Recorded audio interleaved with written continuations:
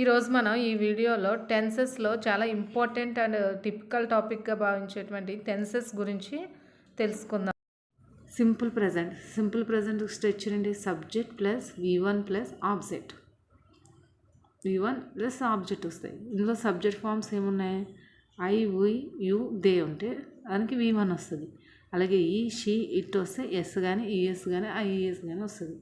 అలాగే పాస్ట్ టెన్స్కి వచ్చేటప్పటికి subject plus V2 plus object same ఇదే, బట్ V2 వెర్బ్ ఫామ్ ఒక్కటి చేంజ్ అవుతుంది. వెర్బ్ ఫామ్స్ అంటే మనకు తెలుసు కదా, come, came, go, vent, do, did, ఇటువంటి వెర్బ్ ఫామ్స్ అన్నీ కూడా మనకి చేంజ్ అవుతుంది, పాస్ట్ టెన్స్లోకి వెళ్తాయి. ఇదే చూడండి.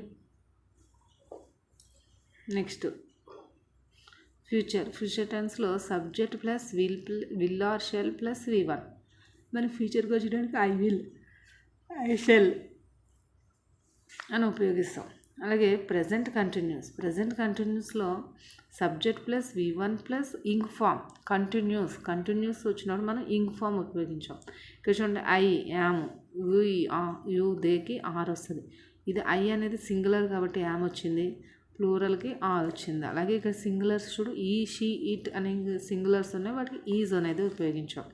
అదే ప్లూరల్ అయితే ఆర్ అనేది ఉపయోగించాం. ఇక్కడ కంటిన్యూస్లో మనం ఒకటి ఏం యాడ్ అయింది? ఇంగ్ ఫామ్ యాడ్ అయింది. అలాగే ఫాస్ట్లో సేమ్ వెర్బ్ టు సేమ్ ఉంది, but ing form same add అయింది. బట్ మనకు చూడండి, వీటికి వచ్చేటప్పటికి ఫాస్ట్ టెన్స్ ఫామ్స్ తెలుసు కదా. సో పాస్ట్ టెన్స్లో మనకి వజ్ అనేది ఉపయోగిస్తాం. ఇప్పుడు మనకి హీ, షీ, ఇట్ అనేటువంటి సింగులర్లో వచ్చినప్పుడు వజ్ ఉపయోగిస్తాం. యూ, దే అనేటువంటి ప్లూరల్స్ వచ్చినప్పుడు వర్డ్ ఉపయోగిస్తాం. అంటే V2 ఉండి మనకి ఫాస్ట్ ఫామ్లో ఉంటే వజ్ ఉపయోగిస్తాం. అదే కనుక V1 నుండి ప్రజెంట్ ఫామ్లో ఉంటే మనకి ఈజ్ కానీ ఆర్ కానీ ఉపయోగిస్తాం. అలాగే ఫ్యూచర్ కంటిన్యూస్లో will or shall plus be వస్తుంది మనకి. చూడండి, ఫ్యూచర్ ఓన్లీ సింపుల్ ఫ్యూచర్లో అయితే విల్ ఆర్ షెల్ ఉపయోగించాం. ఇక్కడ ఫ్యూచర్ కంటిన్యూస్లో will or shall plus be plus ing form, V1 plus ing form. So ఇప్పుడైతే చూడండి, ఫ్యూచర్ కంటిన్యూస్లో ఉపయోగించారనుకోండి, will or shall plus be plus ing form add అవుతుంది. మన కంటిన్యూస్ అన్నింటికి ఇంగ్ ఫామ్ యాడ్ అవుతుంది మనం ఒకటి అబ్జర్వ్ చేస్తే. ఎస్.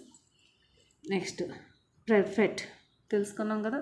మనకి చూడండి, సింపుల్ ప్రజెంట్లో జస్ట్ ఆపోజిట్లు ఉంటాయి. ఇక్కడ విల్ ఆర్ షెల్ అనేది ఫ్యూచర్లో ఉపయోగిస్తున్నాం.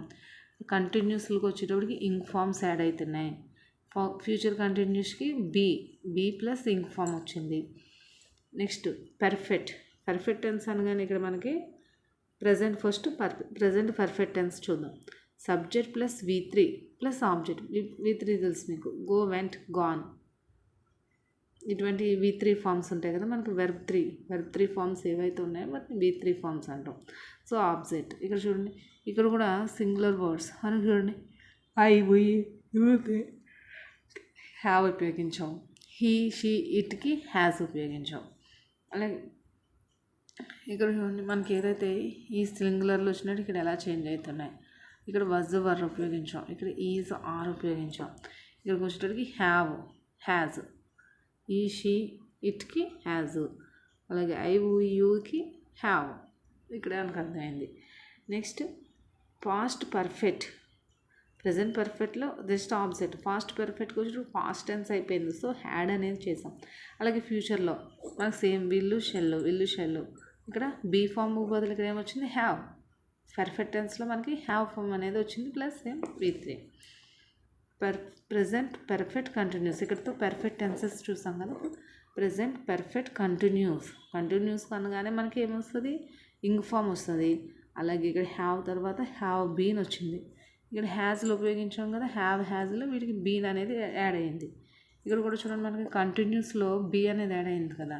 సేమ్ పర్ఫెక్ట్ కంటిన్యూస్ కాబట్టి ing form plus have been. ఇక్కడ చూడండి, పాస్ట్ పర్ఫెక్ట్లో సేమ్. ఇక్కడ మనకి హ్యాడ్ ఉపయోగించాం, ఇక్కడ హ్యాడ్ బీన్. ఇక్కడ హ్యావ్ ఉపయోగించాం, ఇక్కడ హ్యావ్ బీన్. సో అది మనకి ing form same. Continuous tense కాబట్టి ఇంగ్ ఫామ్. ఫ్యూచర్ పర్ఫెక్ట్ కంటిన్యూస్లో subject plus will or shall plus have plus been plus ing form. ఇక్కడ have been, will or shall. Just మనకి future అనగానే మనం ఉపయోగించి will or shall కదా. So will or shall plus have been plus ing form అనేది మనం ఇందులో use చేయడం జరిగింది. సో ఇవి మనకి టెన్సెస్కి ఉన్నటువంటి ఈజీగా మనం అండర్స్టాండ్ చేసుకునేటువంటి స్ట్రక్చర్.